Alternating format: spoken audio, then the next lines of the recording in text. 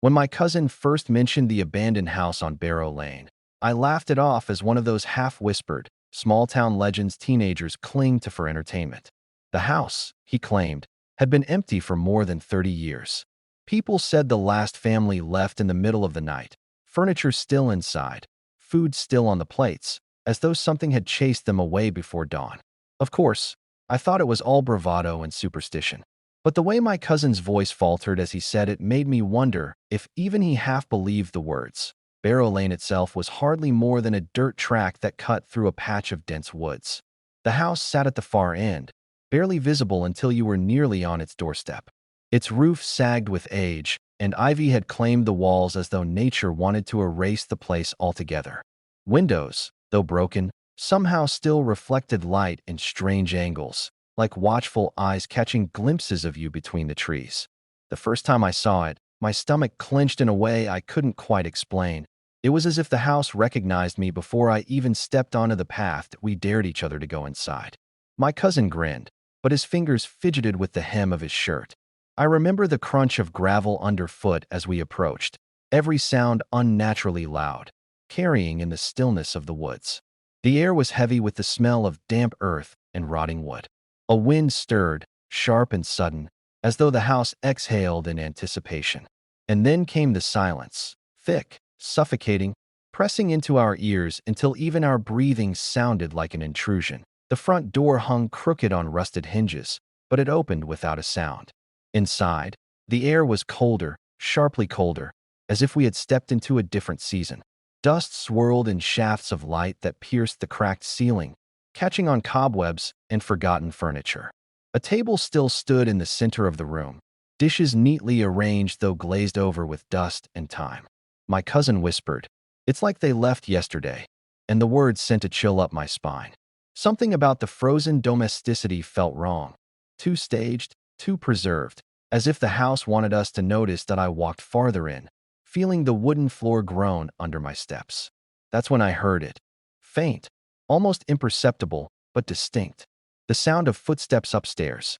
Slow, measured, pacing. My cousin's eyes widened, and for a moment I thought he would bolt. But curiosity is a cruel master. We stayed. We listened. And as the boards above us creaked, I realized something terrifying. Whoever was up there was moving in sync with me, step for step, as though mirroring my every motion. The footsteps stopped as suddenly as they began, leaving only silence that pressed against our ears. My cousin clutched my sleeve, whispering for us to leave, but something in me resisted. It wasn't bravery. It was the unnerving sensation that if we left now, we'd never stop wondering what had been up there. So, we moved together, tiptoeing through the stale air toward a narrow staircase on the left side of the room. Each step groaned like a warning, as though the house disapproved of our ascent. Point two, that the second floor was darker, the boarded windows filtering in only fractured streaks of daylight. Wallpaper hung in peeling strips, patterned with faded roses that looked more like splatters of dried blood. We stood still, listening, trying to catch another sound. The silence had weight, like the pause between lightning and thunder. Then, from the far end of the hall, a door creaked open by itself. The sliver of shadow it revealed seemed darker than the rest of the house, as though it led somewhere deeper than just another room. Point three, we inched closer, hearts pounding. Inside the room, the air smelled metallic, sharp, like rust or blood. Against the far wall stood a tall mirror, its ornate wooden frame dulled with time. The glass itself was fogged, but clear enough to show our reflections. At least, I thought it showed us. I frowned, realizing something was off. While I stood still, the version of me in the mirror tilted its head ever so slightly, like a predator studying prey. My cousin gasped, tugging at my arm. "Don't look," he muttered, but I couldn't turn away. The longer I stared, the more wrong the reflection became. My mirrored eyes were sunken, hollow, and something black and writhing pulsed in the shadows beneath them. Worse, the figure beside me, the reflection of my cousin, wasn't beside me at all in the real room. I glanced quickly, terrified, only to find him standing several feet back near the door. Yet in the mirror, his twin leaned right against my shoulder, grinning with teeth too sharp, too numerous. My throat tightened, and a prickling ran up the back of my neck. as if something unseen had drawn closer behind meth glass rippled. Just faintly at first, like water disturbed by a fingertip. Then, the mirrored version of me began to raise its hand, slow and deliberate, until its palm pressed against the inside of the glass.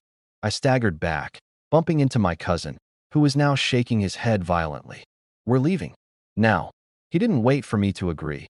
He yanked me toward the door. As we stumbled into the hall, I dared one last glance over my shoulder. The mirror no longer showed me at all. It showed only the room, empty, except for a dark silhouette that stood where I had been. We didn't run. We should have.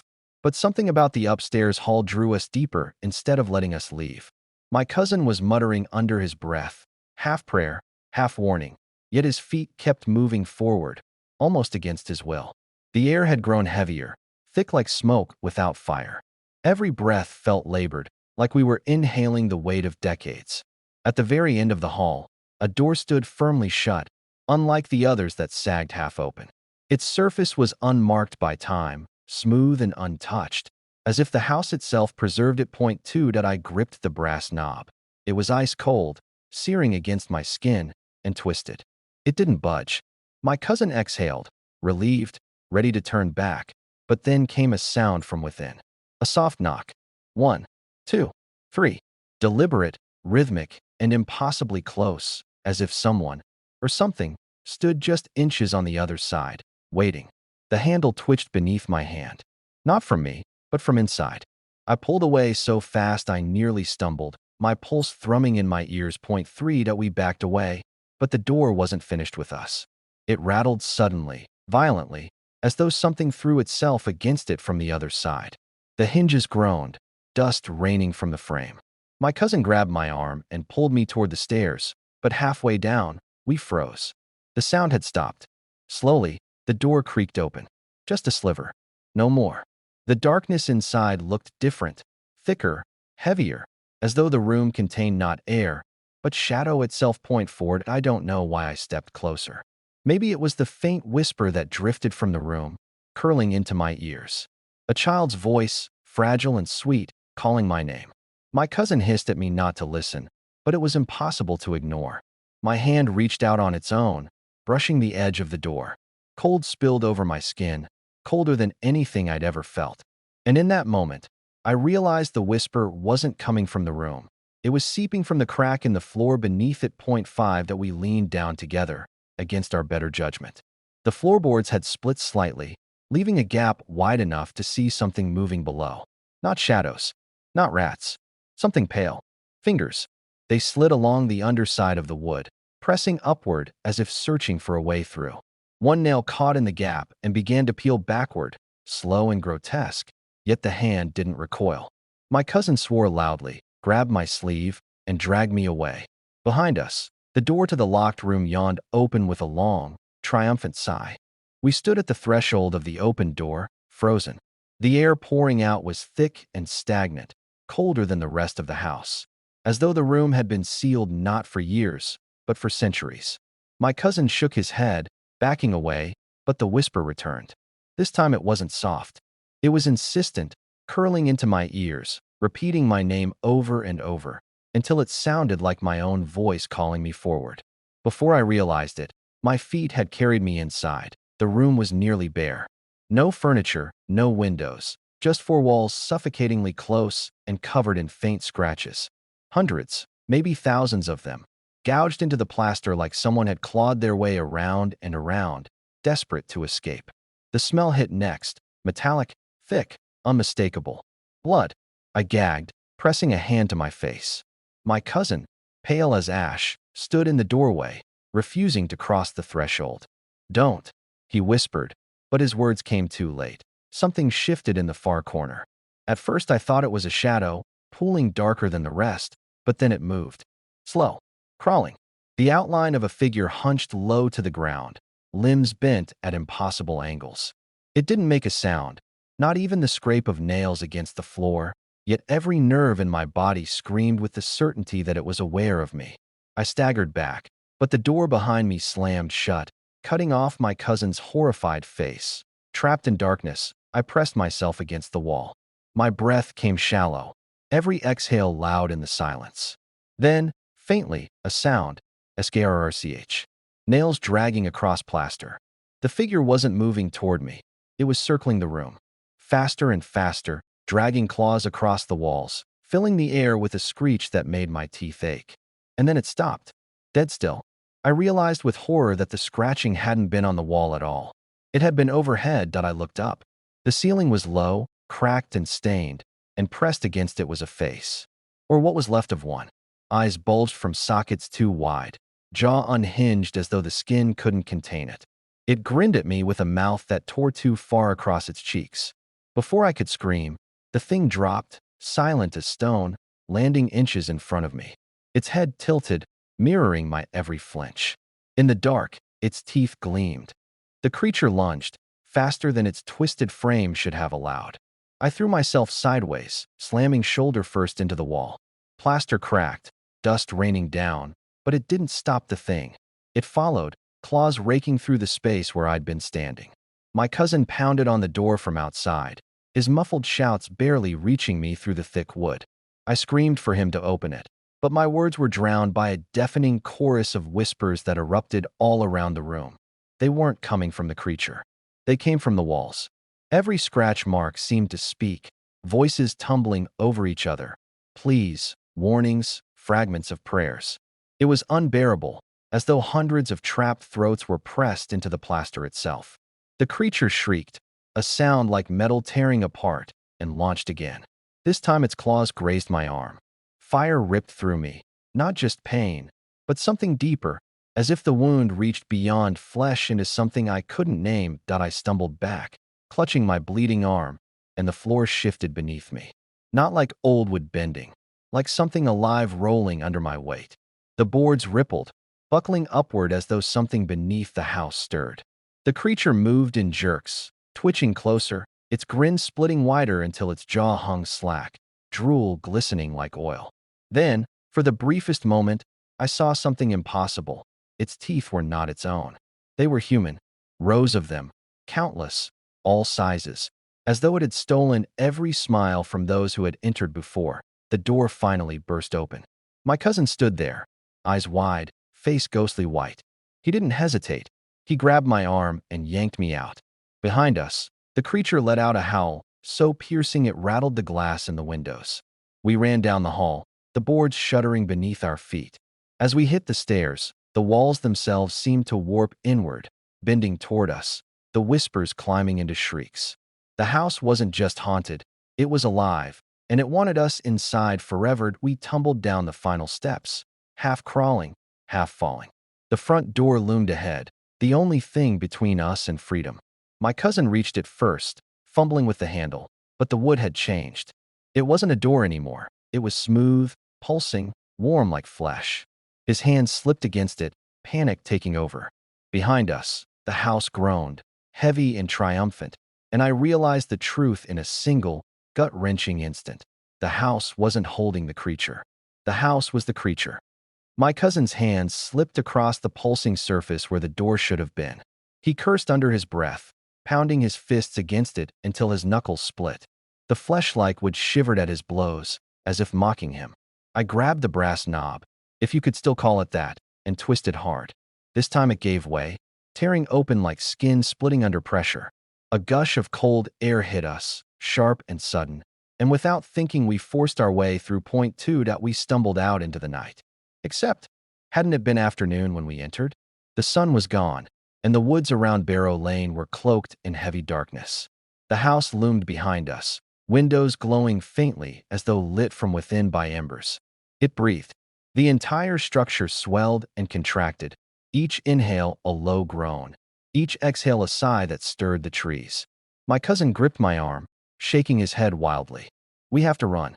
Don't look back. 3. We sprinted down the dirt lane, our feet slamming against gravel, lungs burning. But no matter how far we ran, the path seemed endless, stretching longer with every desperate stride. Branches whipped across our faces, and the air grew thicker, damper, as though we were running underwater. My cousin tripped, crashing hard into the dirt. I hauled him back to his feet, and for a moment I thought we'd lost ground. But when I looked over my shoulder, The house hadn't receded at all. It still loomed just behind us, closer than it should have been. Point four. Panic clawed through my chest. It's not letting us leave, I gasped. My cousin's face was pale, streaked with dirt and blood. Then, through the trees, a faint light appeared. Not the house, something else. A flicker. A lantern. We barreled toward it, hope burning hot in our veins. The path curved, trees breaking apart, and suddenly we were out of the woods, stumbling into an open field. Behind us, the house stood at the tree line, massive and wrong, its frame twisting like it was preparing to drag itself forward. Point five. That the lantern belonged to an old man, standing stiffly in the field. He watched us approach, eyes hollow, face expressionless. You went inside, he said flatly. His voice carried no surprise, only the weight of inevitability. Then it's too late. It's always too late. Before we could answer, before we could plead for help, the house exhaled.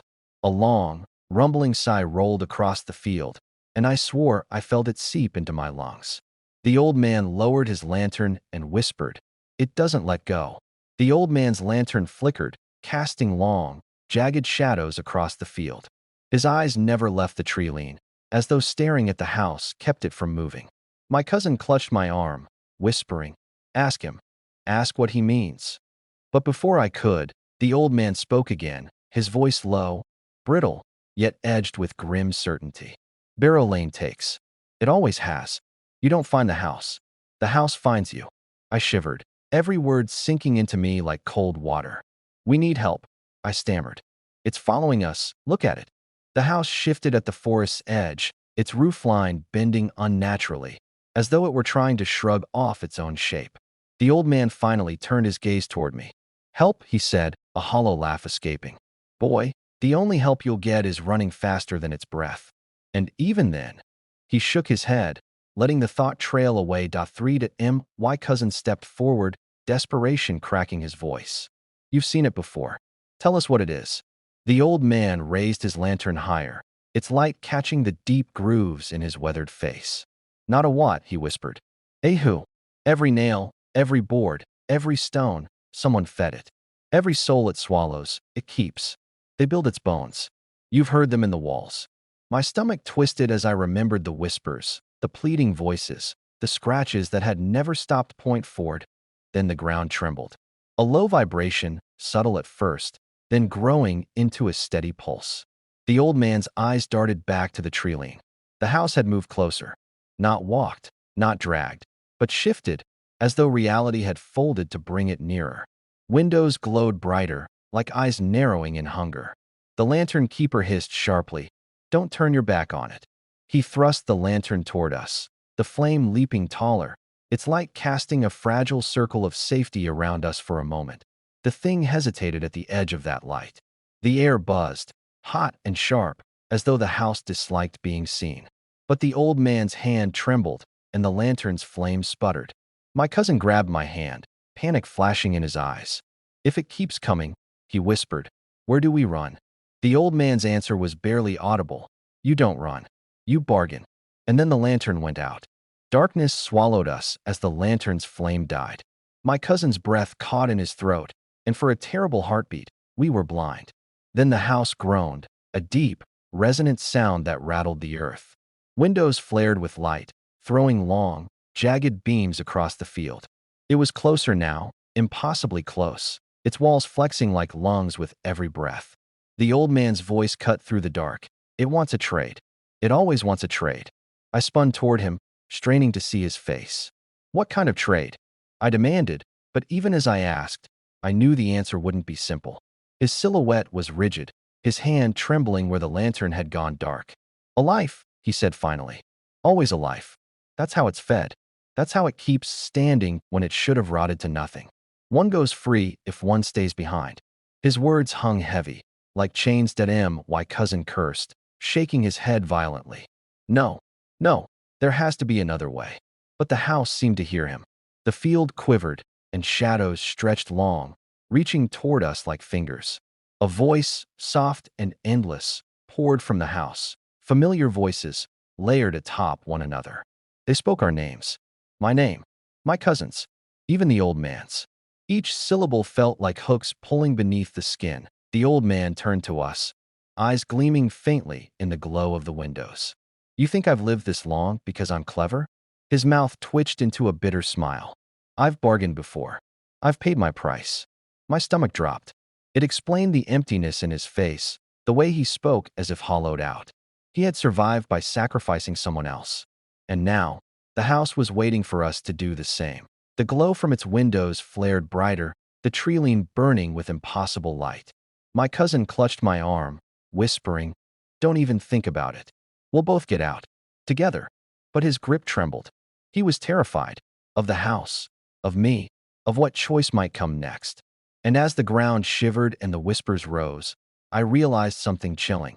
The house didn't need to choose who was sacrificed. It only needed to watch us tear ourselves apart. The whispers clawed through the field, voices layered like a storm of tongues. My cousin squeezed my arm so tightly his nails dug into skin. "Don't listen," he rasped. But how could I not? One of the voices was my mother's. Soft, tender, calling me the way she had when I was a child. I knew she was alive, miles away, yet the sound was perfect. Too perfect. The house wasn't asking. It was seducing. The old man stepped closer, his hollow gaze fixed on us. "It doesn't matter what you want. One of you stays. That's the only way the other leaves." His words cut sharper than the cold air. He looked directly at me, then at my cousin, as though waiting for us to decide. My cousin barked. "We're not choosing." But I saw the flicker in his eyes, the split-second thought of survival. Before he smothered it, the house shuddered, beams groaning, earth trembling beneath our feet. Shadows surged, stretching long fingers toward us. One hooked around my ankle, cold as death, and yanked. I fell hard into the dirt, scrambling against its grip. My cousin grabbed my arms, hauling me back with all his strength, but the shadow clung tight, pulling harder. The whispers rose to screams, each voice demanding the same thing: give, give, give. The old man didn't move to help. His lantern lay useless in the grass, his hands clasped behind his back as though he'd seen this scene too many times before. "Choose," he muttered, "or it will." My cousin's face twisted, torn between fear and rage. He shouted at me, words I couldn't fully hear through the cacophony, but I caught enough. "I can't lose you." His grip on my arms trembled, and I felt the horrible realization bloom in my chest. He wasn't going to let me go. He was going to take my place. "No!" I screamed, but it was too late. My cousin wrenched free, stepping into the circle of shadows. The grip on my ankle loosened instantly, retreating like snakes into the soil. The whispers softened, almost content, as they coiled around him instead. His face went slack, eyes wide, as the ground split beneath his feet. Darkness rose to swallow him, pulling him down into the earth. The last thing I heard before he vanished was his voice, broken, trembling, whispering my name. The earth sealed itself shut with a sound like a long, wet sigh. My cousin was gone. I staggered to my feet, choking on air that suddenly felt too thin. The field was silent now, eerily so. The house loomed at the tree-line, its windows dimming to a dull glow, like eyes half-lidded after a meal. It had fed. It had won. And yet, I still stood, alive. My legs trembled beneath me as the truth settled like a stone in my chest. I had been spared, but not saved. The old man finally turned to me, his expression as unreadable as before. "Now you know," he said simply. "The house takes one, lets one go. That's the way of it." I wanted to scream at him, demand why he hadn't stopped my cousin, but the words withered in my throat. Because I already knew.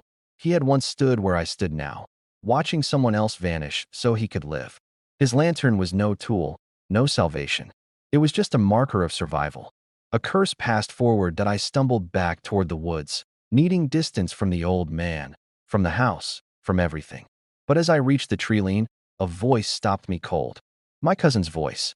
Clear, strong, coming from the direction of the house. "It's not over," he called. My heart lurched, hope and dread warring inside me. I spun around, but he wasn't there. Only the house, glowing faintly, its broken windows cracked into jagged grins. The old man shook his head. "Don't listen," he warned, though his own eyes betrayed fear. "It will wear his voice, wear his face, wear anything you love. That's how it keeps you tethered."